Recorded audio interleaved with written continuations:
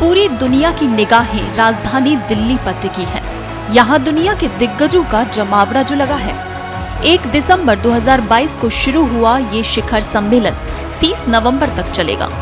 भारत की मेजबानी में हो रहा G20 शिखर सम्मेलन कई मायनों में खास है। ऐसे में समझना जरूरी है कि आखिर ये G20 है क्या, कैसे काम करता है। G20 समूह में 19 देश और 1 यूरोपीय संघ शामिल है। G20 में दुनिया की सबसे बड़ी अर्थव्यवस्था वाले देश शामिल हैं। दुनिया भर की 85% GDP इन्हीं देशों के हाथ में है। भारत की भी इस संघ में अहम भूमिका है, क्योंकि भारत दुनिया में 5वीं सबसे बड़ी अर्थव्यवस्था वाला देश है।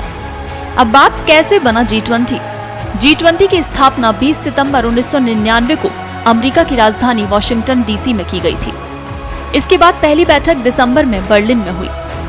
G20 से पहले ये समूह G6 यानी 6 देशों का था, जिसकी स्थापना साल 1975 में हुई थी। इस समूह में France, Germany, Japan, Britain, Italy, Germany, America शामिल थे।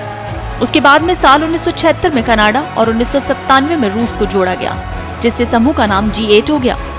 2014 में यूक्रेन के क्रीमिया इलाके को अपने साथ शामिल करने के बाद रूस को हटा दिया गया था, जिसके बाद समूह का नाम बदलकर G7 कर दिया गया था।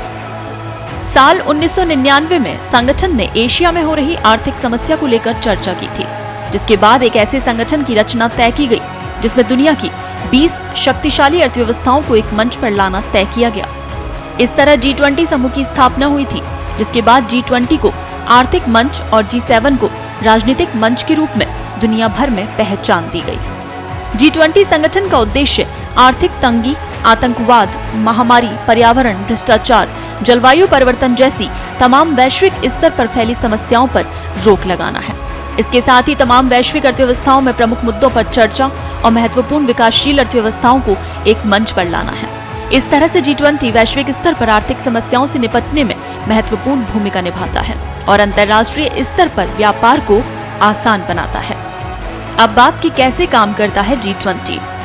G20 समूह का कोई स्थायी मुख्यालय नहीं है। इसकी प्रेसिडेंसी हर साल घूमती रहती है। इसका शिखर सम्मेलन हर साल समूह के अलग अलग देशों में होता है, जहां वैश्विक मुद्दों पर चर्चा होती है। इस साल ये सम्मेलन भारत में किया जा रहा है। समूह के सभी देशों को 4-4 के 5 ग्रुपों में बांटा गया है। इनमें पहला समूह ऑस्ट्रेलिया, कनाडा, सऊदी अरब और अमेरिका का है। दूसरा भारत, रूस, दक्षिण अफ्रीका, तुर्की है। तीसरे में अर्जेंटीना, ब्राजील, मैक्सिको और चौथे में फ्रांस, जर्मनी, इटली। 5वें में चीन, इंडोनेशिया, जापान और इटली शामिल हैं। वहीं संगठन का हिस्सा यूरोपीय संघ किसी समूह यानी ग्रुप का हिस्सा नहीं है। G20 की अध्यक्षता मिलने के बाद है कि भारत वैश्विक ताकतों के बीच विश्व नेता बनकर उभरा है। ऐसे में ये देशवासियों की जिम्मेदारी है कि इन आशाओं अपेक्षाओं से कहीं ज्यादा बेहतर करके दिखाएं। ब्यूरो रिपोर्ट, पत्रिका टीवी।